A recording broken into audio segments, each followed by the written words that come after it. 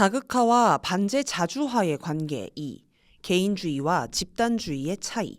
이어서 국가 간 관계의 차이. 다극 체제 안에 있는 나라들은 자국의 이익을 위해 교류, 협력합니다. 나는 나, 너는 너의 관점에서 서로를 대하면서 자국의 이익이 되는 방향으로 교류, 협력합니다. 물론 상대국도 마찬가지로 자국 이익을 전제로 교류, 협력하기 때문에 결과적으로 서로 이익이 되는 방향으로 교류, 협력합니다. 2025년 10월 2일 열린 발다이 국제토론클럽 제22차 연례회의에서 블라디미르 푸틴 러시아 대통령은 다극 체제의 본질을 두고 전 세계 압도적 다수의 국가가 각자의 균형 잡히고 진보적인 발전을 통한 문명적 이익을 추구하는 데 집중하는 것이라고 했습니다. 그러면서 과거에는 이런 것들이 팽창주의 이념으로 왜곡되었지만 오늘날에는 사람들이 자신의 진정한 이익이 무엇인지 인식하고 있으며 결정적으로 그들은 외부 압력에 맞서 이러한 이익을 수호할 힘과 자신감이 있다라고 주장했습니다. 즉, 오늘날 각 나라들은 일정한 국력과 의지를 갖추고 있기 때문에 강한 나라가 약한 나라를 수탈하는 관계가 아니라 서로 이익이 되는 관계를 맺는다는 것입니다. 이와 달리 반제 자주화의 질서는 공동의 이익을 위해 지원, 협력합니다. 여기서는 너는 나, 나는 너, 그래서 너와 나는 우리라는 관점에서 우리의 이익을 위해 지원, 교류, 협력합니다. 상호 이익이 되는 방향에서 교류, 협력한다는 점에서 비슷해 보일 수 있지만 자국의 이익을 따지지 않고 상대국을 지원한다는 점에서 차이가 있습니다. 지난해 북한은 쿠르스크 전투로 러시아가 곤경에 빠진 걸 보고 러시아의 요청이 없었음에도 파병을 결정하고 러시아에 통보했습니다. 이를 두고 많은 전문가가 북한이 러시아로부터 여러 보상을 받았을 것으로 추정했습니다. 그들의 머릿속에는 자국의 이익을 따지지 않고 상대국을 지원한다는 개념 자체가 없기 때문입니다. 하지만 북한이 어떤 보상을 받았다는 근거는 어디에도 없습니다. 북한은 우크라이나 전쟁 부상병을 치료해주고 전사자 자녀를 송도원 국제소년단 야영소로 초대해 머물게 해주었는데 이 모든 것은 무상으로 제공됐습니다. 고 알렉산드르 마체고라 북한 주재 러시아 대사는 우리가 북한 친구들에게 일부 비용이라도 보상하겠다고 제안했을 때 그들은 진심으로 기분 상해하며 다시는 그러지 말아달라고 요청했다라고 얘기했습니다. 이걸 보면 북한은 반제 자주화의 길에서 어려움에 빠진 나라를 순수하게 돕고 보상은 철저히 거부했을 것으로 짐작할 수 있습니다. 이런 모습은 북한의 전통으로 보입니다. 1962년 카리브해 위기 이후 북한은 소총 10만 정과 탄약 등 수많은 무기와 생산 장비를 쿠바에 무상으로 지원했고 100여 명의 청년 노력 지원대도 파견했습니다.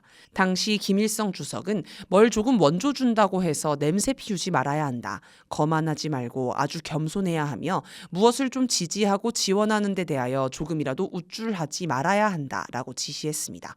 그래서 북한의 쿠바 지원은 거의 알려지지 않았습니다. 북한의 쿠바 지원은 2012년에야 피델 카스트로 쿠바 국가평의회 의장이 쓴 자서전을 통해 처음 공개됐습니다.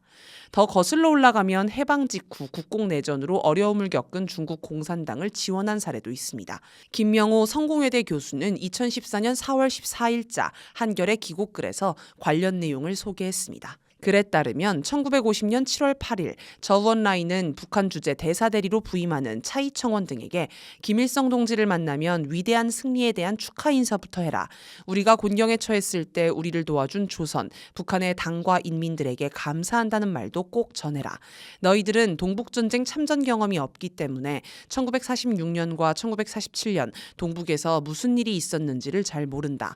동북전쟁 중 사보임강과 사마강남 전역의 승리는 조선의 지원이 없었으면 불가능했다. 당시 조선은 우리의 든든한 후방기지였다. 군인 가족과 부상병을 돌봐주고 전략물자 지원과 수송 등 도움을 아끼지 않았다. 역사적으로 조선 동지들이 중국 혁명에 얼마나 큰 공헌을 했는지는 말 안 해도 잘 알 것이다. 게다가 조선은 우리가 가장 어려울 때 도와주기까지 했다. 어느 시대건 무슨 일이 있어도 이 점을 잊어서는 안 된다라고 얘기했다고 합니다. 평양에 간 차이청원이 저우언라이의 말을 전하자 김일성 주석은 웃으며 그때 우리는 마땅히 해야 할 일을 했을 뿐이다. 해방 직후라 우리 동지들이 자리를 제대로 잡지 못할 때였다. 그러다 보니 중국 동지들에게 고생만 시켰다라고 짤막하게 답했다고 합니다. 1946년이면 북한도 정식 정부와 군대를 건설하기 전이라 힘들 때였습니다. 그래서 간부들이 중국에 무기를 보내는 걸 반대했지만 김일성 주석은 이왕 돕겠다면 성심성의껏 성의껏 지원해야 한다. 성의에 많고 적음을 따지지 말라라고 지시했다고 합니다. 그런데 북한은 당시 중국에 얼마나 많은 무기를 지원했는지 구체적으로 밝히지 않았습니다. 북한은 60년도 더 지난 2008년 발행한 중국 동북 해방전쟁을 도와라는 책을 통해서 당시 구체적인 정보를 최초로 공개했습니다. 아마도 쿠바 지원 때처럼 김일성 주석이 중국을 지원한 걸 자랑하지 말라고 지시했을 것으로 추정됩니다. 이처럼 반제 자주화는 다극체제와 가치관의 차이가 있습니다. 다극체제는 개인주의에 기초해 개별 나라들의 이익을 우선하면서 연합하며 반제 자주화는 집단주의에 기초해 개별 나라들의 자주성을 존중하며 전체의 이익을 우선하는 인류 공동체를 지향합니다. 정치, 군사 중심에서 경제 중심의 차이. 다극체제는 경제를 중심으로 형성된 질서입니다. 다극체제를 대표하는 기구인 브릭스는 애초에 2001년 골드만삭스 자산운용의 짐 오닐 회장이 브라질, 러시아, 인도, 중국 등 4개의 신흥국이 세계 경제를 이끌 것으로 전망하며 붙여준 이름에서 출발했습니다. 4개 나라는 정치체제나 종교, 문화적으로 차이가 크지만 인구가 많고 영토가 넓으며 자원이 풍부해 경제 잠재력이 크다는 공통점이 있습니다. 이들 나라는 미국에 유리하게 돌아가는 세계 경제 질서를 극복하고 자국의 이익을 보장할 수 있는 경제 협력을 하기 위해 뭉쳤습니다. 예를 들어 이들 나라는 달러 중심의 국제 결제 체계인 스위프트를 대체해 자국 화폐로 거래하기 위해 협의하고 있습니다. 그러나 브릭스는 정치 군사적으로 미국에 대응하거나 안보 협력을 논의하지 않습니다. 그 정도로 관계 수준이 높지 않기 때문입니다. 예를 들어 중국과 인도는 최근까지도 국경 분쟁을 할 정도로 관계가 좋지 않습니다. 또 미국에 대한 태도도 서로 다른데 인도는 미국과 쿼드라는 안보 협의체에서 함께하고 있으며 브라질은 정권에 따라 대미 정책이 들쑥날쑥합니다. 상하이 협력기구 SCO는 안보 협력을 하기는 하지만 주로 테러, 분리주의, 극단주의에 대항하는 성격이 강하며 이마저도 아직은 실효성이 있는 활동이 부족한 실정입니다. 반면 반제 자주화는 정치 군사 문제가 중심입니다. 언론이나 전문가는 흔히 북한이 중국, 러시아 등과 대화와 협력을 하면 경제 문제를 해결하려는 의도라고 해석합니다. 하지만 실제 내용을 들여다보면 경제 협력은 뒷순위이며 정치 군사 협력에 주력합니다. 북러 정상회담 결과를 봐도 언론이나 전문가는 러시아 석유 수입이나 북한 노동자 파견 등에 주목했지만 이런 것들은 아직 가시화한 게 없는 반면 크루스크 전투 파병, 지뢰 제거 공병 파병 등 군사 협력은 두드러졌습니다. 북한은 미국을 꺾고 반제 자주화를 이루기 위해서는 경제보다 정치 군사 분야에서 힘을 키우고 협력해야 한다고 봅니다.